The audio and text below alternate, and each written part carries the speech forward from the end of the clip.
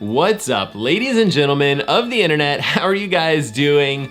Do you guys want to figure out like an optimal pace for an upcoming fast 5K that you're hoping to set a new personal record in? Well, it's Wednesday, and on this channel we do Workout Wednesdays, and what we're gonna do is roll through a workout that will help you like hone in on an ideal pace for a fast upcoming 5K right after this.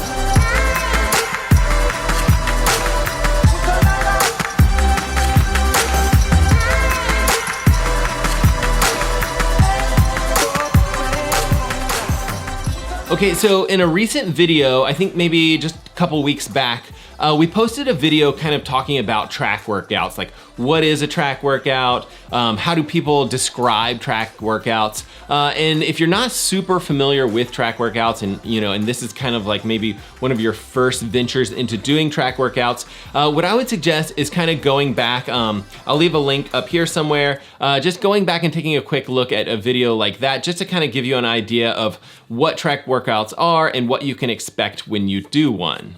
But let's get into the actual workout. Just like with a lot of these workouts, I'd recommend that you go ahead and do like a full 15 minutes warm up, potentially some plyometric drills and things like that to loosen up your legs. And then if you want to, you may want to do just a couple of strides on the track just to kind of get your body moving and get ready for that first interval.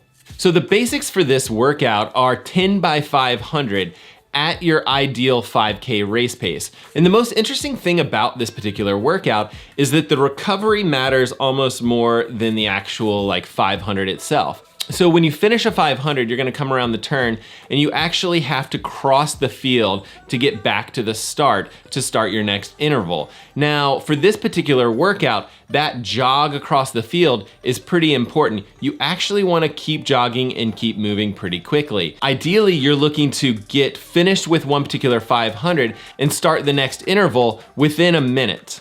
Okay, so as you start this workout, I highly recommend starting with a very like conservative pace. You really kind of want to have some idea of what you can do in a 5K, and it can be a little bit optimistic. There's nothing wrong with that. What you really want to do is spend the first 6 or 7 intervals really running conservatively at a pace that should feel pretty comfortable.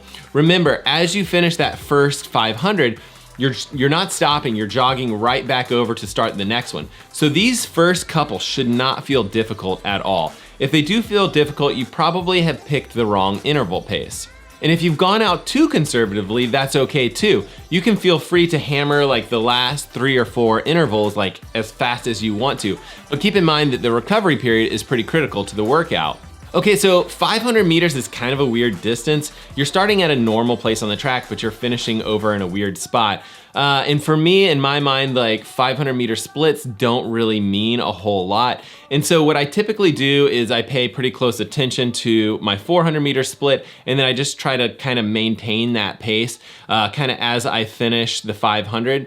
I think when I was faster and I did this workout, I was aiming for 15 flat for 5K. I remember just basically trying to split 72s and then finish out that 500, which ended up being, somewhere around like 130. And I think I started kind of at 132 and kind of worked my way down. But then really hustled to get back to the start. And I think I was able to get my recoveries pretty quick. Under 40 seconds, I think was the best that I ever did on that particular workout, which made it pretty difficult. And that's really kind of the goal for this workout, is to keep those recoveries so tight that the pace that you're doing, although it should seem relaxed, does end up getting difficult by the 10th interval. Okay, so let's take some basic paces and break it down. So let's say you're trying to break, 18:45 in a 5K, which is just like a hair over 6-minute pace. And so for this particular workout, you're gonna wanna come through the 490, seconds, and then you'll roll through the 500. Let's see, what would that be? I think it's like an extra 22, it's 22 and a half seconds extra. So 152, if I did my math right, for each 300. And you know, same kind of thing that I've said before in other videos, I would say kind of like start conservatively and kind of work your way down through the workout if that's possible. And then remember that, you know, you really need to kind of run through the finish line and work your way right back over towards the start and start the next one. So that 90 seconds shouldn't feel too bad. It should feel pretty comfortable. And for that recovery period, aim for a minute. See how that feels. It should feel pretty difficult. However, I think if your goals are slower than, say, you know, 22, 23, 24 minutes for 5K, you may need to reassess that recovery period. And the reason is because you do need to recover a little bit as you kind of start your next interval. So if you're a little bit slower on the 5K, like, don't stress out. You can definitely alter this workout to meet your needs. And what I would recommend, instead of trying to make that recovery interval 1 minute, go ahead and give yourself a minute and a half or 2 minutes and see if that feels a little bit more realistic. So let's take someone, you know, that is maybe running 8-minute pace for 5K. I think that's like right around 25 minutes for 5K, if I'm not mistaken. It might be just slightly under. They would be coming through their 400-meter split, you know, and what they want to hear or look when they glance down at their 400-meter split is right at around 2 minutes. And then I guess another 30 seconds to finish off that 500. So hopefully their 500 is around 2:30, and then they have 2 minutes to get back to the start and start their next interval. And the best part about this workout, whether, you know, you're running 8-minute pace or you're running, you know, 440 pace or whatever it is you can kind of sit down after the workout and you can tally up all of your 500 meters, all 10 of them, and you have this like 5,000 meter kind of ideal, kind of optimistic 5K time, but it's pretty fun to kind of look at that, and it may be like a tremendous confidence booster to see like what you could potentially run in a 5K. Now, it's been my experience that this particular time that you're looking at isn't exactly what you could hit in a 5K, but it's probably more along the lines of like 10 to 30 seconds faster than what you may potentially be able to do on the 5K. And again, that depends on how much recovery you're taking, but it is a super nice way to get a feel for how you can best pace your next 5K race. Remember, if you go out just a little bit fast in your 5K, that's okay. You just don't want to go out crazy fast for your first mile of your 5K. And also, you'll probably need to make some sort of small adjustments based on like what kind of 5K you're doing. Like, these times are pretty ideal for like track 5Ks and very fast, flat 5K races. So you may want to make some other adjustments, basically allowing yourself a little bit of time allotment if you know that there's some rolling hills in the particular 5K that you are racing. But I think it's a fantastic workout for any of you guys that aren't exactly sure like how to pace yourself for a 5K, and you're not really sure exactly how fast you want to start out, and you don't want to go out crazy fast or crazy slow for like an upcoming 5K race.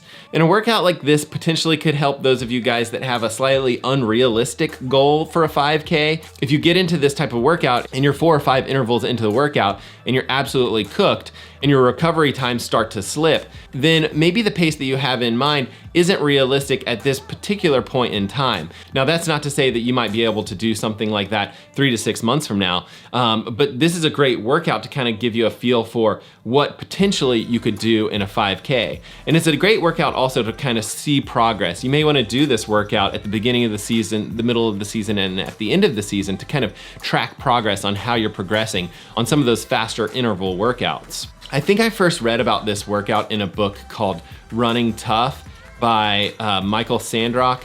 And you know, I think that book is interesting. It kind of goes around and talks to a whole bunch of people and kind of gets cool workouts from a lot of famous runners.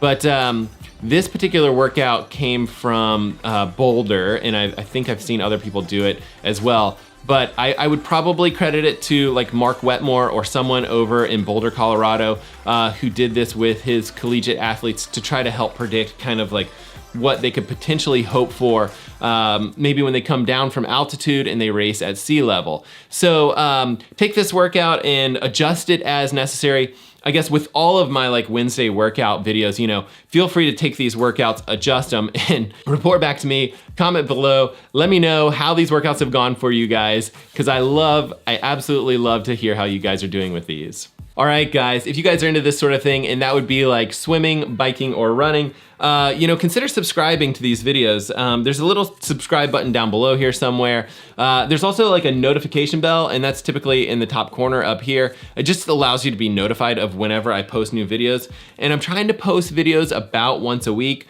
but we're doing the best we can here. All right, guys, thank you guys so much for watching another video, and we will see you guys on the next one.